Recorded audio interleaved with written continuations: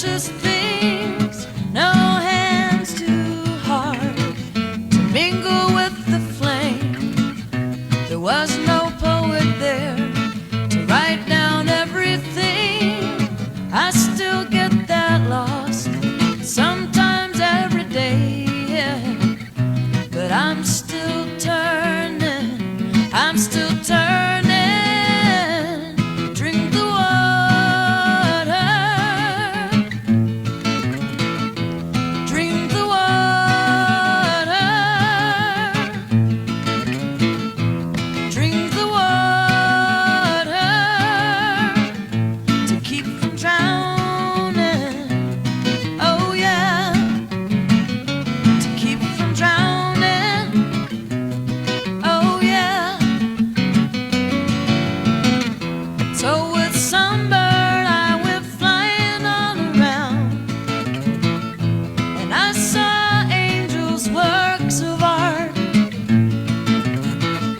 I found myself screaming out, well, I wish that I knew your heart. They're all around you, she said, everywhere you go. And you can see them from your feet, not just from my back. I could not listen then until she let me go. I felt my world was flooded, staring at the sky. But as she flew away, thought I heard her say, yeah, drink the water, drink the water, drink the water to keep from drowning.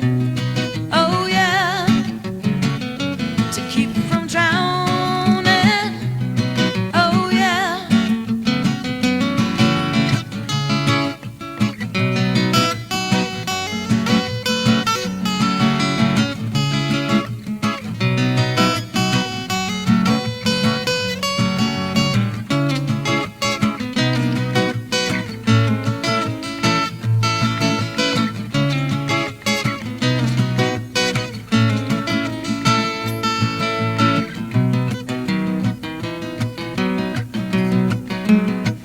Oh, and then one day I found wings of my own, standing right here on my feet. I wasn't certain how this whole thing worked, but I guess that I don't need to try. The night or day could free all these precious things, no hands too hard to lend a while. And every heart is an angel's work of art that still gets lost sometimes every day, yeah. But it's still turning, you're still turning. Drink the water,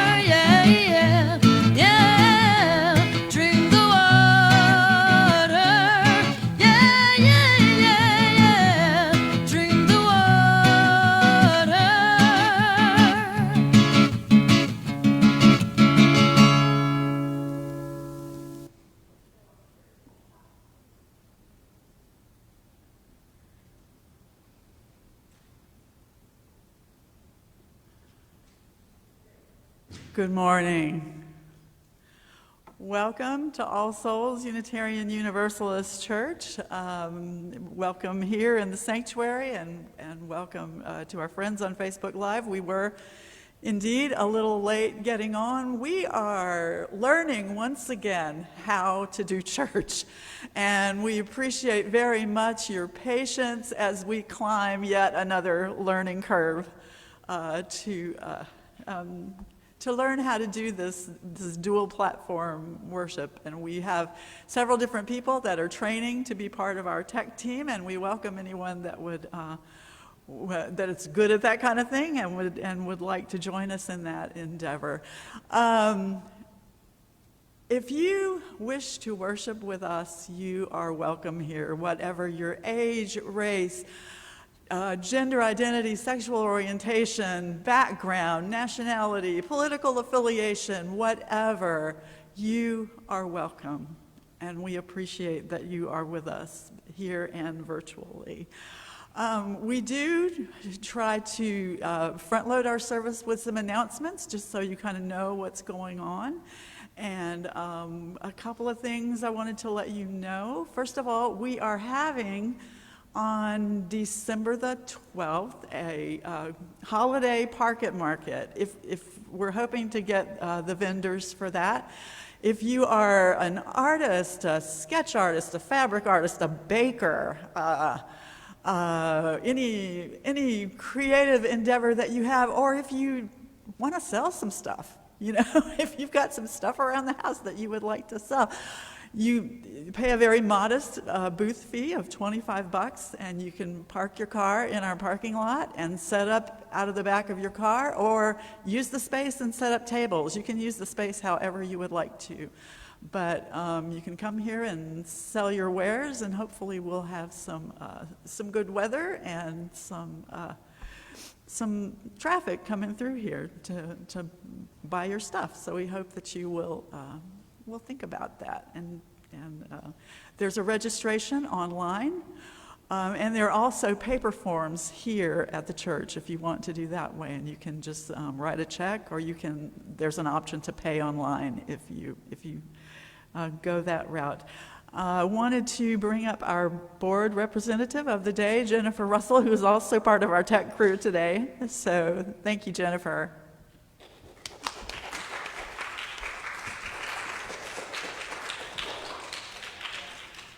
Good morning. You guys are in grave danger with me on technology, but we're all learning. It's so good to see everyone. I'm still getting used to having in-person faces. It's great. So our announcements for today. Our volunteer of the month for November is Kevin Henry. We're going to be hearing from him later today. Kevin does so much around here. Most recently, he has painted inside the building. He does a lot of upkeep on the grounds. Pretty much if it needs done, Kevin's willing and able and available to do it. So thank you, Kevin. As Susan mentioned, the Holiday Market is coming up on December 12th from 1 to 4 p.m. Our Giveaway the Plate recipient for November is the Food Bank of Northwest Louisiana. With the holidays coming up, of course, food is an issue for some families in our community, and so that's where we're targeting any additional receipts that come into the offering plates that are not designated as your pledges will go towards that, and this is the last Sunday for that recipient. Adult Religious Education meets on Sunday mornings at 9 a.m., still via Zoom, and they are starting a new book called Learning How to See with Brian McLaren, and it's examining those 13 types of bias that Reverend Barbara mentioned last week. So the things that kind of get in our way of how we view the world and that sort of thing. So if you'd like to do that, that's on Sundays at 9. Children's religious education is currently still on hold until more of our kiddos are able to get vaccinated. We're going to wait to have them in close quarters like that. So stay tuned for whenever that may be changing. Zoom lunch is on Wednesdays at noon via Zoom. Bring your lunch or not and come and hang out with people. And then finally, the Salty Chalice on Friday evenings at 10. It's kind of an informal Bring your drink of choice or not, and again, a chance to hang out with people.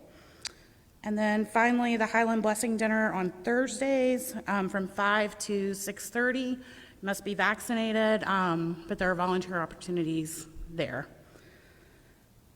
And the Saturday morning meditation with Larry Andrus. That is at 10:30, and it's still occurring via Zoom right now. So thank you, and good morning.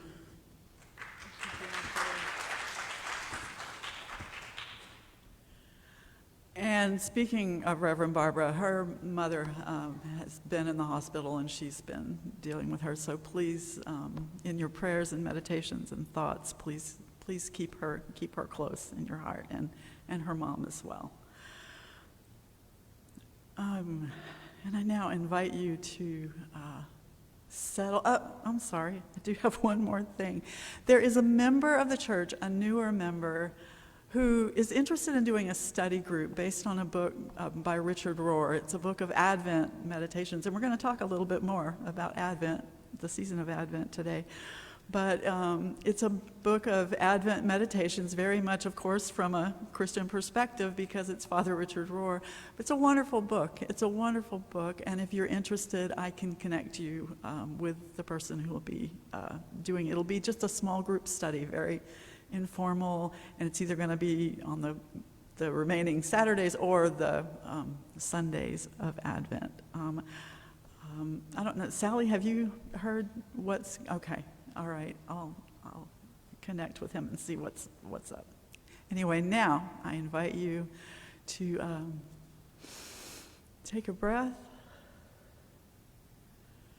settle into the pew, settle into this space. Be here. And we will, after the chime, sing Spirit of Life.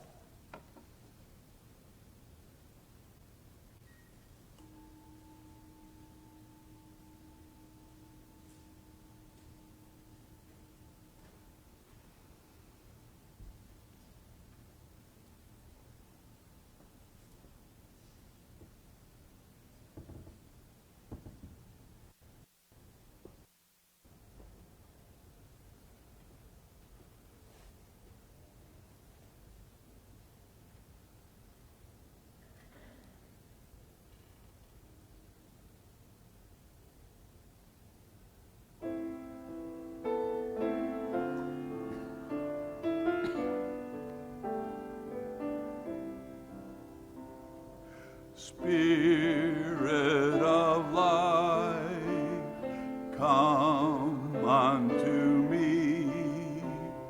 Sing in my heart all the stirrings of compassion.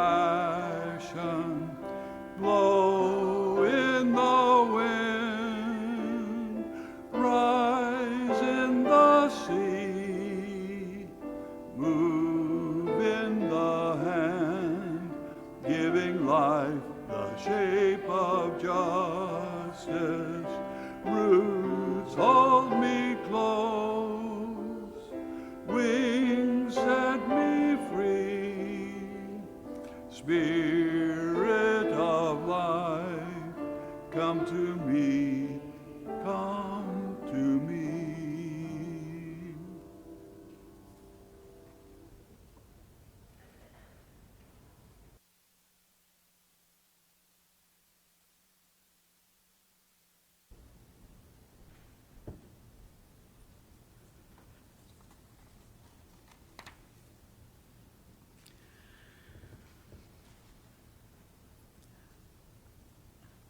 In our call to worship this morning, I found this lovely reading from Sister Macrina Wiederkehr. I was not familiar with her. But she wrote, I was just thinking one morning during meditation how much alike hope and baking powder are. Quietly getting what is best in me to rise, awakening the hint of eternity within. I always think of that when I eat biscuits now, and I wish that I could be more faithful to the hint of eternity, to the baking powder in me.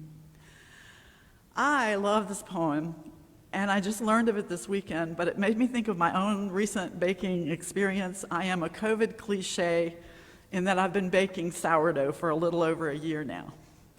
And I'm fascinated by the whole process, as anyone knows who has had to endure listening to me talk about it.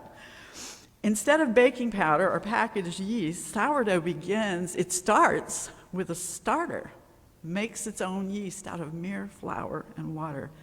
And you know how it does that? It sits on the counter and it grabs the wild yeasts out of the air. I mean, how cool is that?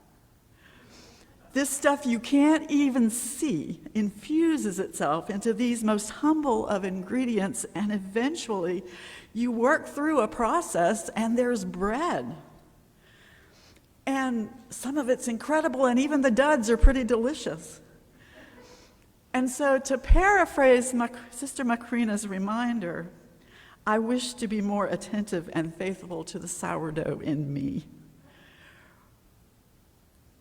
Reverend Barba had asked us, those of us who are speaking today, Kevin and Claudia and myself, to speak from the foundation of our resilience, strength, and hope. And often during this past long year, and then some, I have struggled to find that foundation, as you may have too. But Macrina's baking powder and my sourdough remind me that sometimes faith is about grabbing the wild hope out of the air and working through a process to make from it a faith that nourishes and sustains. And so often that wild hope comes from you and you out there, the souls of all souls, my spiritual teachers. And I'm delighted that we get to hear this morning from two among you, from among us today. And as it so happens, this is the first Sunday of Advent when we light the candle of hope. So I hope you can grab as much of it as you need this morning. Jackson and Ava Kate, would you want to help me this morning to lead the children's chalice lighting? I would really appreciate that. Thank you so much. We light this chalice to celebrate Unitarian Universalism. This is the church of the open mind. This is the church of the helping hands. This is the church of the loving heart. Together, with mind, hands, and heart, we care for the earth and for each other. Thank you so much.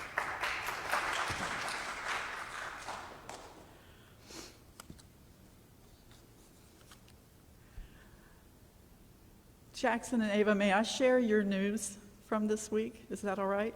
Are you okay? These two got their second shot on Friday. Yes, come on, parents, come on, kids, we can do this. As we light our chalice here,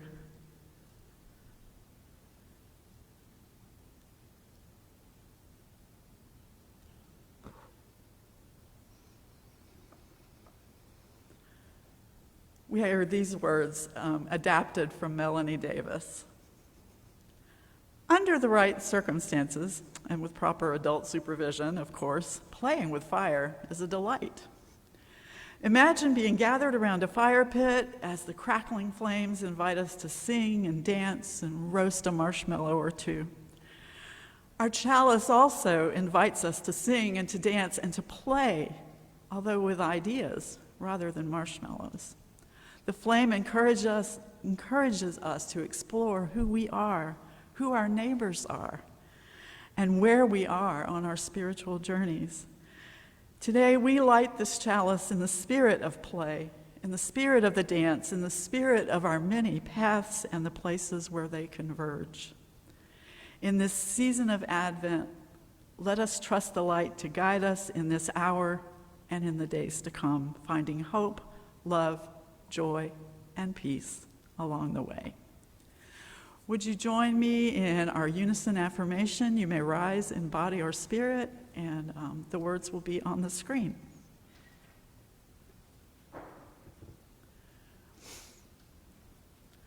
Love is the doctrine of this church.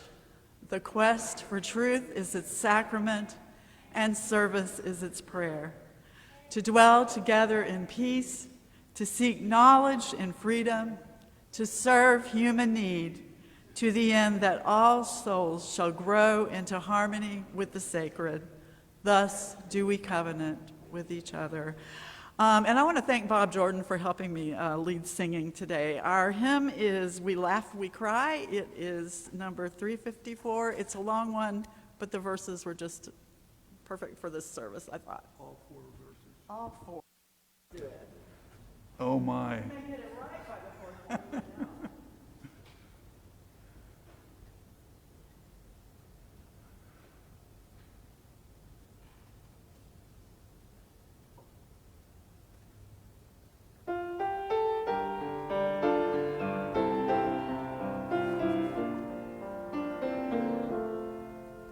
We laugh, we cry, we live, we die, we dance, we sing our song. We need to feel there's something here to which we can belong. We need to feel the freedom just to have some time alone. But most of all, we need close friends we call our very own. And we believe in life and in the strength of love. And we have found a need to be together. We have our hearts to give. We have our thoughts to receive. And we believe that sharing is an answer. A child is born among us and we feel a special glow. We see time's endless journey as we watch the baby grow. We thrill to hear imagination freely running wild. We dedicate our minds and hearts to the spirit of this child, and we believe in life and in the strength of love, and we have found a time to be together, and with the grace of age we share the wonder of youth, and we believe that growing is an answer. Our lives are full of wonder and our time is very brief. The death of one among us fills us all with pain and grief. But as we love together, die, and when our lives are done, the memories we shared with friends, they will linger on and on. And we believe in life and in the strength of love, and we have found a place to be together. We have a right to grow. We have the gift to believe that peace within our living is an answer. We seek elusive answers to the questions of this life. We seek to put an end to all the waste of human strife. We search for truth, equality, and blessed peace of mind. And then we come together here to make odds of what we find. And we believe in life and in the strength of love. And we have found a joy being together. And in our search for peace. May we feel finally see, even to question truly is an answer.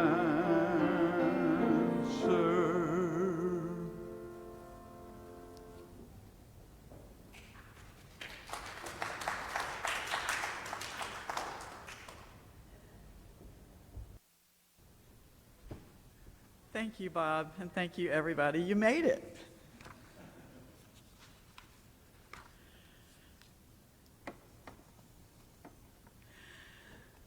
Have you ever had to wait for something that you were really excited about?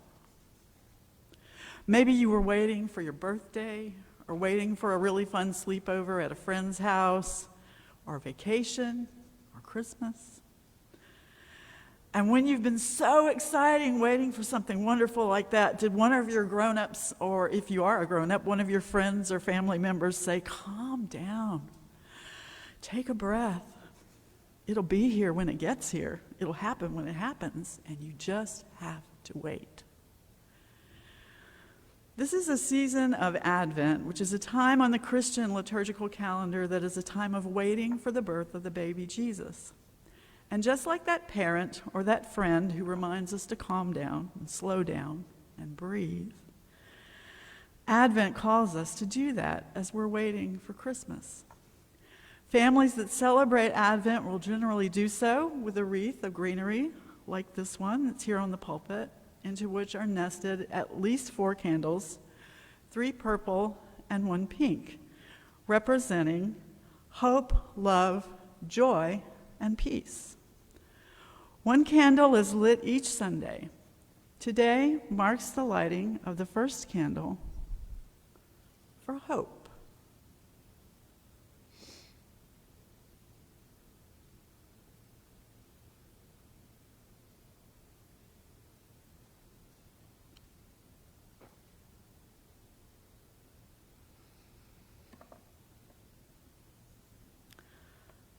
Many people and churches will often place a larger white candle in the center of the wreath on Christmas that is lit on Christmas, and that would be called the Christ candle. A lot of people think of this time of year as the Christmas season, and they're not wrong. It's everywhere. But Advent is its own season, and Christmas starts on Christmas. 3 of the candles are purple or violet, while 1 of them is pink. In the Catholic Church and the Episcopal Church and other liturgical traditions, seasons have colors, and the color for Advent is purple. Advent has the same color as the season of Lent. A lot of you are probably at least somewhat familiar with the season of Lent.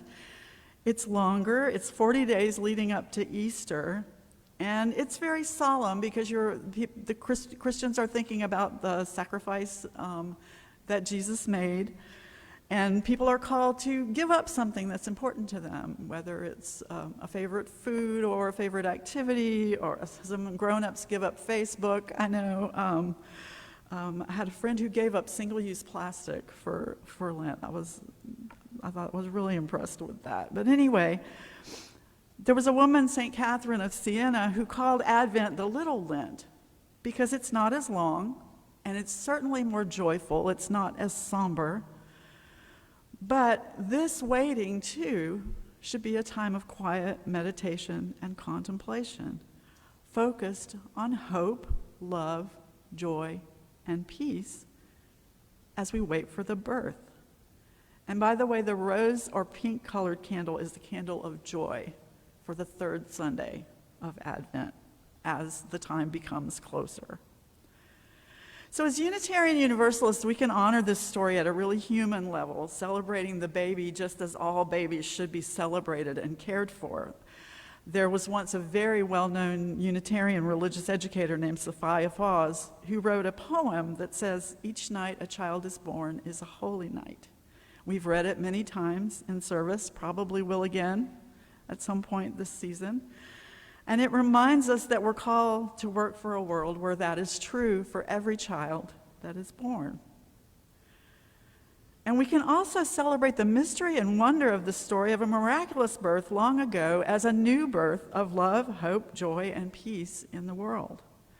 We can honor the story as an important one that helps us remember to let the hope, love, joy, and peace be born in us again and again, even in times when the world has seemed sad and dark. So maybe especially now that we might let the light be born in us. Even in my life now, as a Unitarian Universalist who does not identify as Christian, this is a part of my own Christian upbringing that continues to have deep meaning and provide great comfort and, yes, great hope for me on my own path. My Unitarian Universalist faith has helped me to reclaim a deeper meaning in this link to my religious roots, and maybe some of you have had a similar experience with your own religious roots. So in the spirit of still, quiet waiting that is this season, please join me in an Advent meditation. And before we begin, I'll remind you of how we're doing candle lighting now. We ask you to keep your masks on as you come up, and I will put mine back on. And you will come, you'll take one of these long matches. Don't take one until you get pretty close to the candles, but you'll light it from the chalice, and then you'll come and light your candle, and then don't take your mask off, don't blow the candle. Instead, put the flaming candle right into the bucket of sand. It works.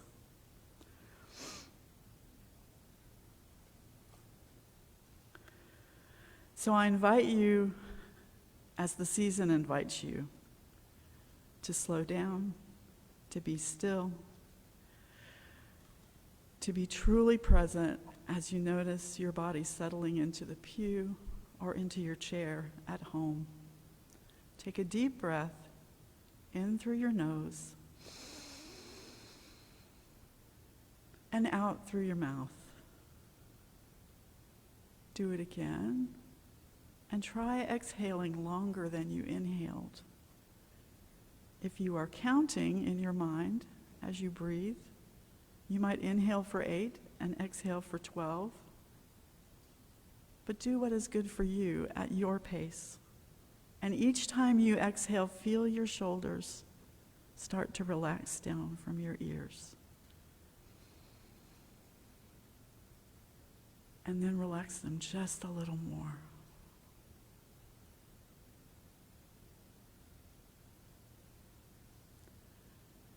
As you enter into the season of Advent, accept its invitation to slow down, to breathe, to focus on what is truly important, to be calm at the center amid the loud call to spend more, get more, eat more, be more. You are enough. And as you slow down, as you breathe, as you wait, may the light be born in you too. And may we carry the spirit of Advent, the spirit of hope now as we enter the silence.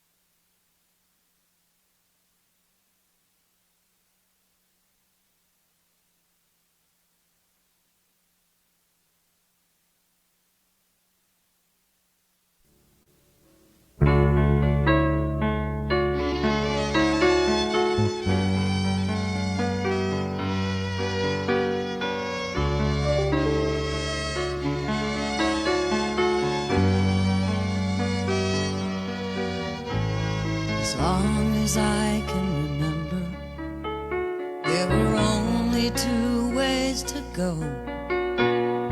One was along the old school highway, the other was the wrong road. Some things come clearer as I fill another page. The right to be yourself and happy were gifts that God gave. Let us dance for love while we search for the truth. May God bless us, everyone, in the folly of our youth. May we find our way to be our own, and that there's no angry Father waiting when we get home.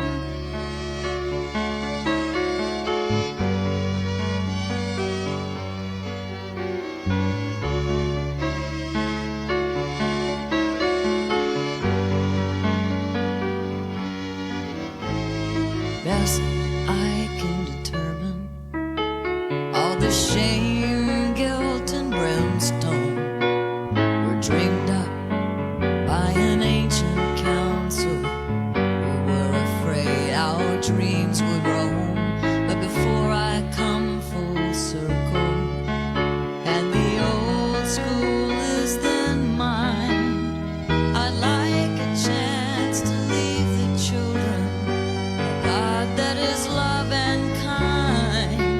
Let us dance for love while we search for the truth. May God bless us, everyone, in the folly of our youth. May we find our way to be our own, and that there's no angry Father waiting when we get home.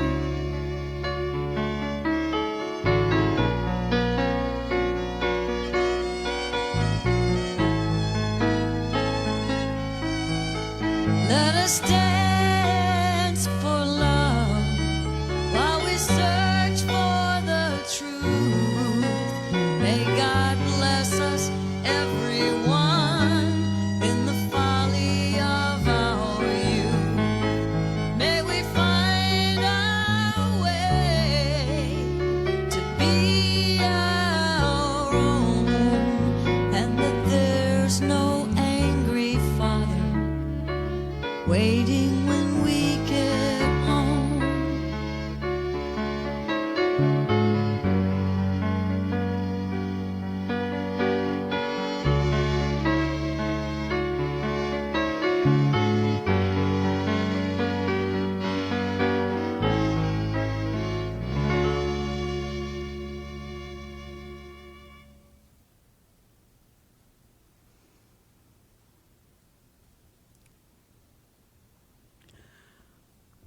I'm usually typing this in the Facebook comments, but I always try to remember to thank Reverend Barbara Jarrell for allowing us the use of her original music. That was her song that she wrote and was singing on the recording, and it's been such a blessing. There's a limited amount of music that we've been able to use copyright-wise online, so that's been fantastic for us, and that's one of my favorites. This reading by Chief Tecumseh was requested by our first speaker today, Kevin Henry, and when I read it, I thought he could never have found a more apt description of the lives of both of our speakers this morning, and it goes like this. So live your life that the fear of death can never enter your heart. Trouble no one about their religion, respect others in their view, and demand that they respect yours. Love your life, perfect your life, beautify all things in your life. Seek to make your life long and its purpose in the service of your people. Prepare a noble death song for the day when you go over the great divide. Always give a word or a sign of salute when meeting or passing a friend, even a stranger when in a lonely place. Show respect to all people and grovel to none. When you arise in the morning, give thanks for the food and for the joy of living. If you see no reason for giving thanks, the fault lies only in yourself. Abuse no one and no thing, for abuse turns the wise ones to fools and robs the spirit of its vision. When it comes your time to die, be not like those whose hearts are filled with the fear of death, so that when their time comes, they weep and pray for a little more time to live their lives over again in a different way. Sing your death song and die like a hero going home. And with that, I will turn it over to Kevin Henry.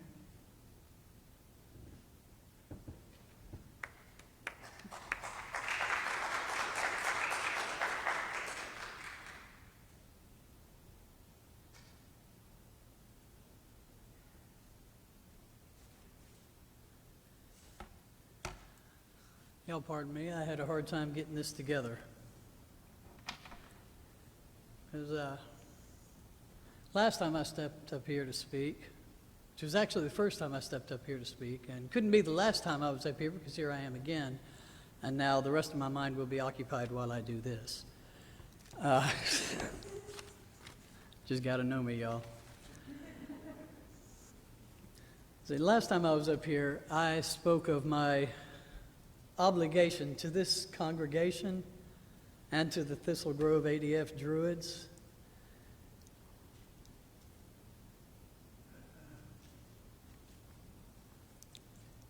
The practice of our 8 UU principles and the 9 Arndrock Fane Druid virtues embody the practice of our beliefs together. They are the same. They are what we do. That makes it easy to reconcile belonging to a Christian fellowship, even when I am definitely pagan. The unconditional acceptance and the assumption of my worth by this congregation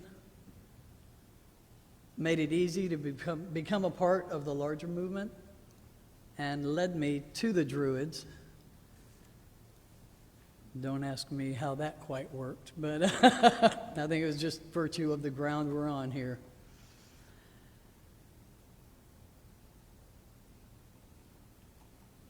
A member of this church recently asked me if I'd always been an isolationist, which was something I'd never thought of.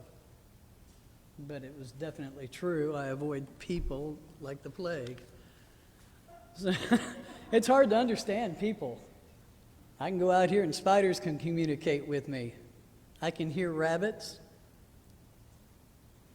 The birds let me watch them train their young, from flying school through calling school, which I didn't even know they had. That was a group of cardinals out here that nested over the patio. I think the isolationism has always made it easier for me to hear the natural spirits. And I got to tell you, I learned a lot when I was staying out here all by myself. Spiders communicating. A nice sunny day on the patio, there's a snake on the chair, a rabbit grazing in the grass 2 feet behind it, and butterflies dancing in the air 2 feet in front of it. You don't see that every day. To me, that is affirmation of the miracles of life. I once read about a Japanese worldview called wabi-sabi that embraces the imperfect beauty of nature and growing old naturally. And it sank home and ended up on my neck. But it is truly how I feel, and I love just the existence of the worldview. My mind works in circles. My tongue follows it. Y'all just try to keep up, please, because I know it's not always easy.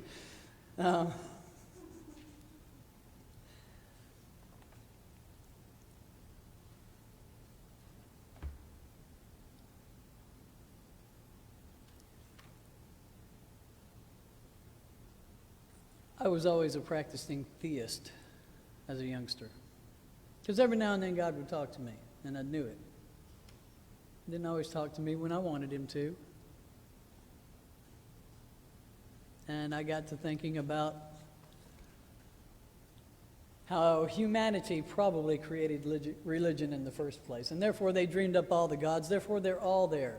Yes, I am now an avowed pantheist. I've had too many of them talk to me, share their wisdom and their humor. I didn't know Thor had such a sense of humor, but being a friend of Loki's, I guess it makes sense. I looked to the Celtic pantheon. I was having trouble dealing with an issue with people one time. I was trying to help folks out of a bad situation, and I felt like I'd run up against a wall. I had no more ideas. So I asked the kindred for help.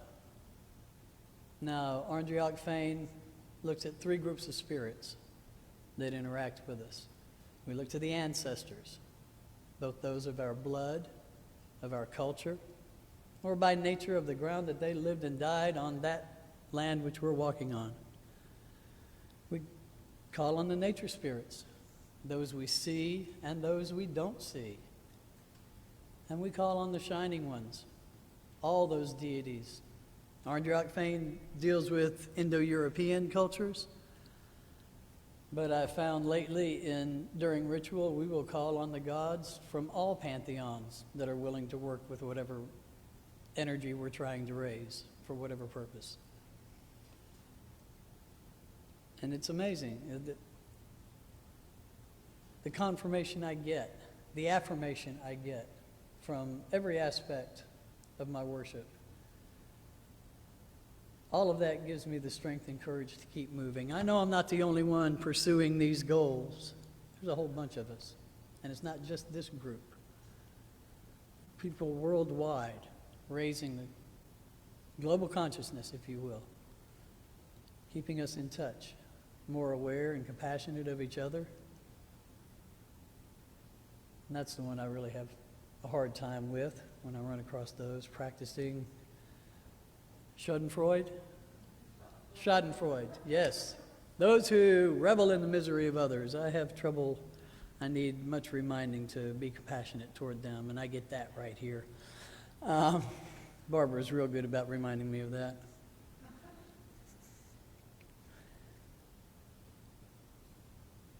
Anyway, I called on the kindred for help that day, and I got an answer, which was basically just love and believe, keep doing what you're doing, because it's the only thing you can do. I sat processed that a minute, and then me being me, I asked who told me. And I got the answer, Cernunnos. Well, after what I hoped was proper gratitude, I picked up the phone and called the senior druid of Thistle Grove and said, you want to tell me who this guy is? I'd heard his name once. I had no idea who he was. Turns out he was a Gaulish god. They called him the Lord of the Wild. And when the Gauls were incorporated by the Celts, he became the Lord of the Dead, as well as the god who kept the tribe created or in touch with the wild, and vice versa. Perfect for me. I took him as my patron god.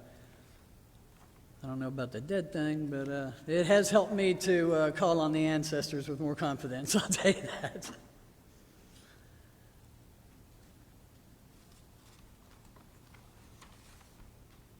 I think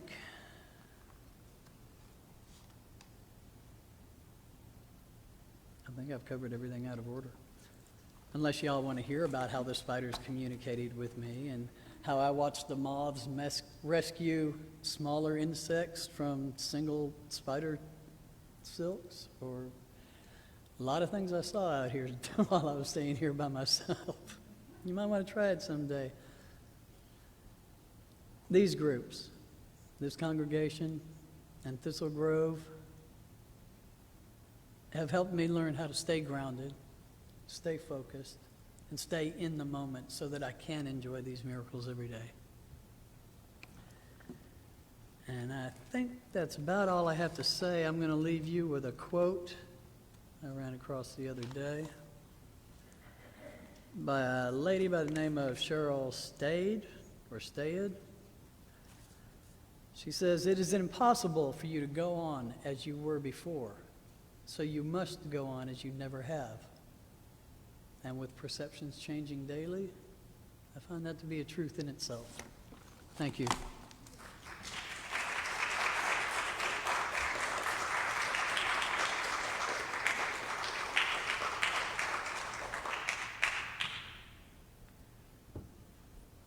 Thank you, Kevin. That was wonderful. And next we'll hear from Claudia Harris.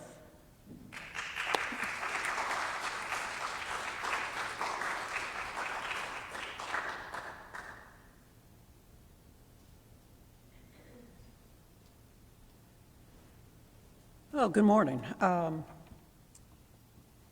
Those of you who know Reverend Barbara, how I got started on this was the other day she said, "What do you lean on spiritually?" I thought, well, no, there's a good question. So, and I didn't have a ready response to the question.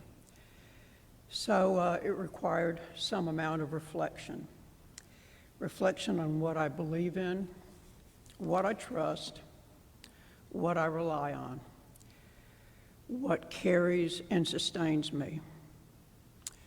From whence do I get strength, hope, resilience? So here's what is emerging from my musings on this.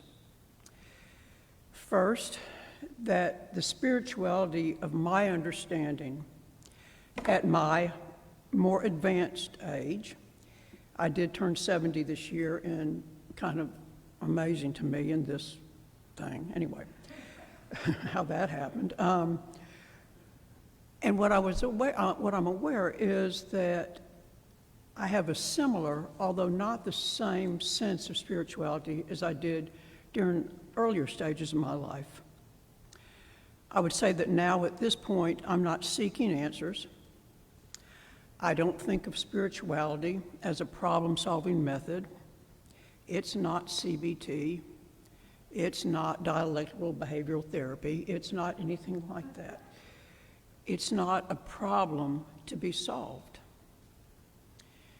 To me, spirituality continues to be a coming to process, coming to be more conscious, coming to be more aware of depth and breadth, coming to be more aware that it's about expanding rather than contracting, widening rather than narrowing, being inclusive rather than leaving things out.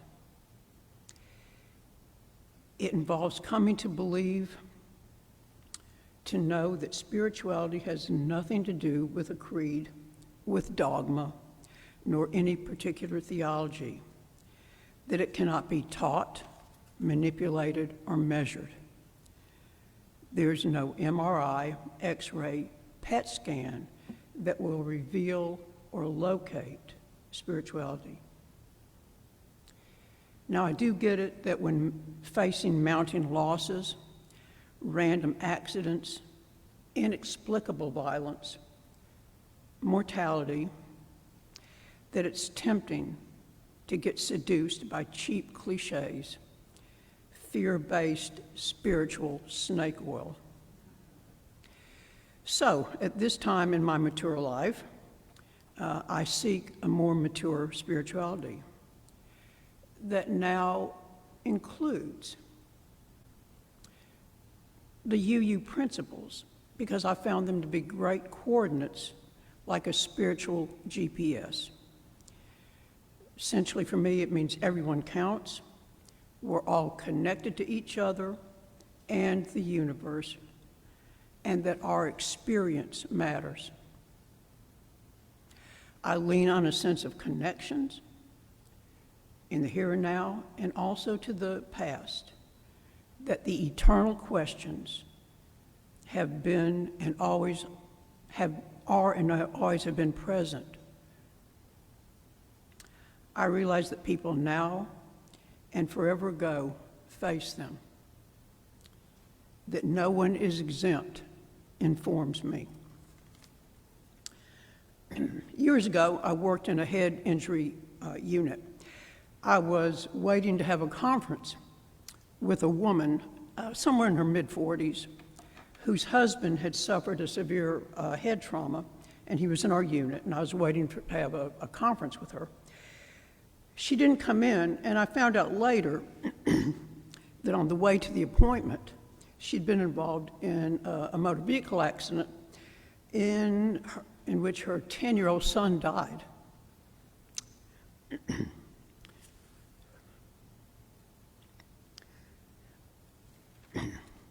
Excuse me. I saw her a few days later, and I expressed my profound sympathy. And she said something like, God doesn't give us any more than we can handle.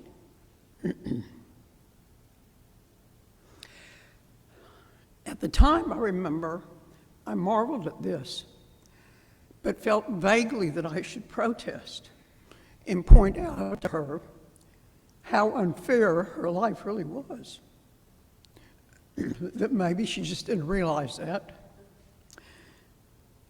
But now I get it. There's no argument with the mystery. There's no argument with life. There's no argument with the universe. So I look for things that resonate, the things that move me, the things that stir something inside, because that has meaning for me. And spirituality is all about meaning, not answers. I've quit asking why, because it's more appropriate to ask, why not me? At my best, my spirituality involves openness, willingness to engage, leaning in rather than avoiding. At my best, I'm all in. I'm leaning on compassion, connection, curiosity. It's always developing. So what resonates for me at this moment is a quote that I've heard from different people, but it was attributed to John Lennon, and it said, everything will be okay in the end, and if it's not okay, it's not the end. Thank you.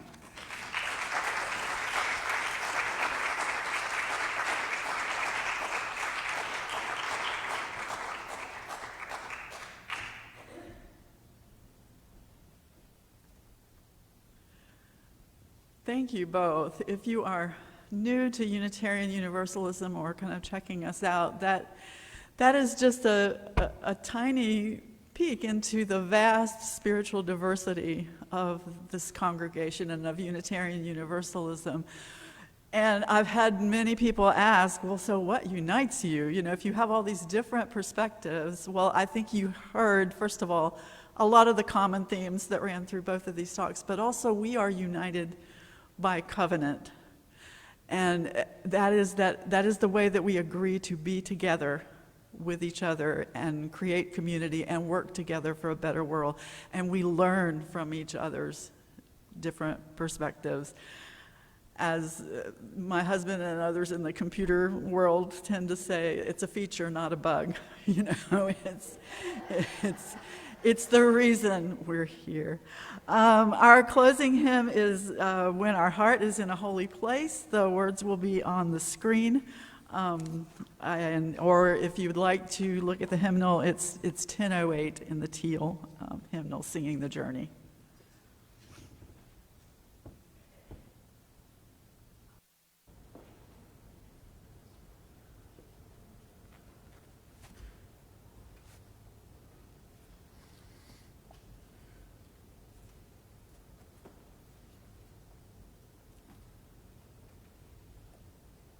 Sorry, these page turners, you need the library up here. There are two things, and I apologize for talking from over here. There are two things about this song, if you haven't sung it before. It's been a while since we've sung it.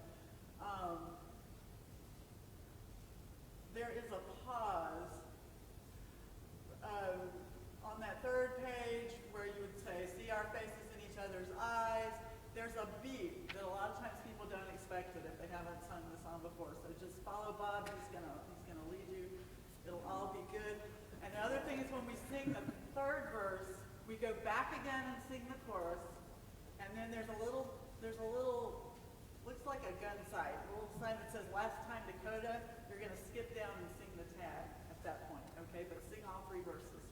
We can do this. You got it.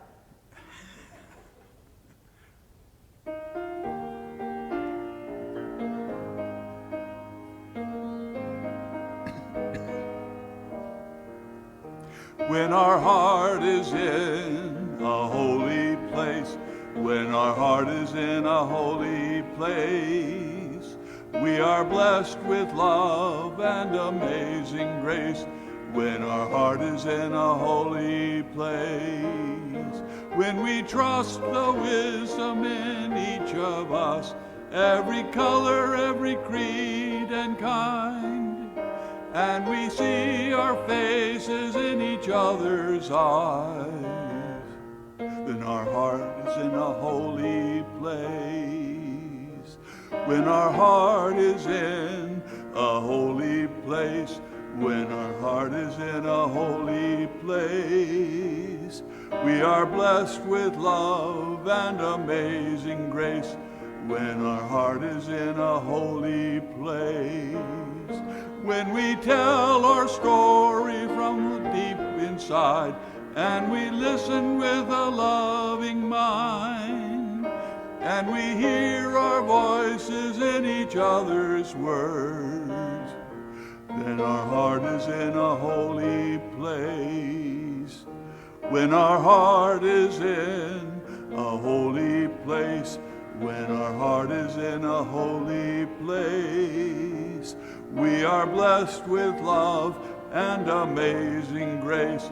When our heart is in a holy place, when we share the silence of the sacred space, and the God of our hearts stirs within, and we feel the power of each other's faith, then our heart is in a holy place. When our heart is in a holy place, when our heart is in a holy place, when we're blessed with love and amazing grace, when our heart is in a holy place, when our heart is in a holy place.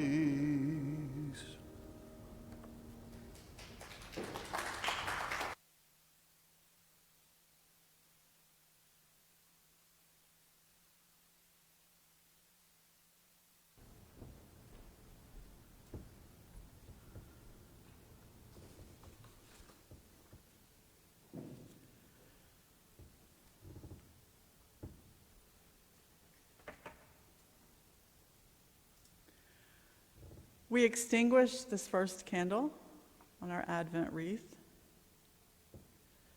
but never the light of hope.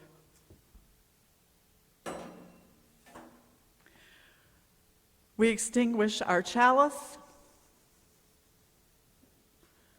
but never the light of truth, the warmth of our community, the energy of our action, or the fire of our commitment.